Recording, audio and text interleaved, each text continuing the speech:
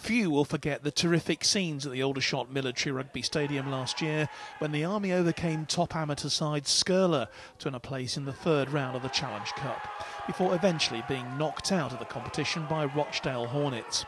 The draw for the first round, which normally takes place at this time of the year, is one of the highlights of the competition, which, like the FA Cup in football, allows the minnows to dream of taking on the big boys.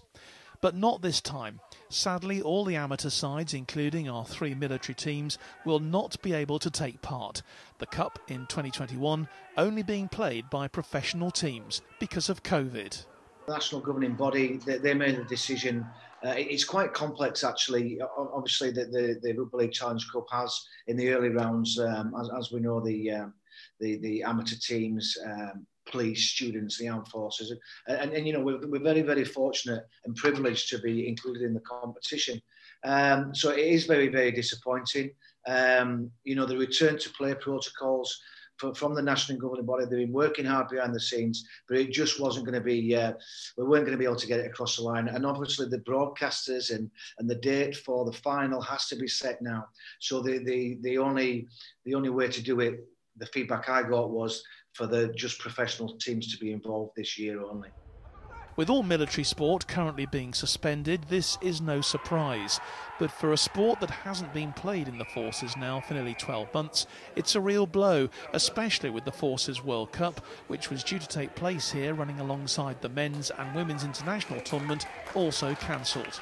To have the rug pulled from under us, because of the unknown of the pandemic, really, and the inability of the other festival participants to travel and confirm the travel across the UK, very, very disappointing, because a lot of work has gone into that. And, you know, the World Cup's, as the Challenge Cup, it's a massive occasion, and for our players, it's a real showcase event for them to get out in the shop front window. So, but on a positive note, you know, we have got the two Abby Eatock and Carrie Roberts, who are in the England Elite training squad for the Women's World Cup. That still will go ahead.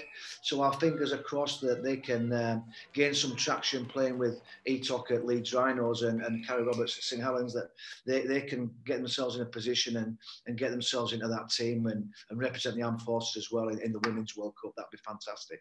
The hope now is that the Forces teams will be able to stage the 2021 Inter-Services Championship, which normally takes place in the autumn. By then, they hope this sport, like all others in the Forces, will be back to some kind of normality. John Knighton, Forces News.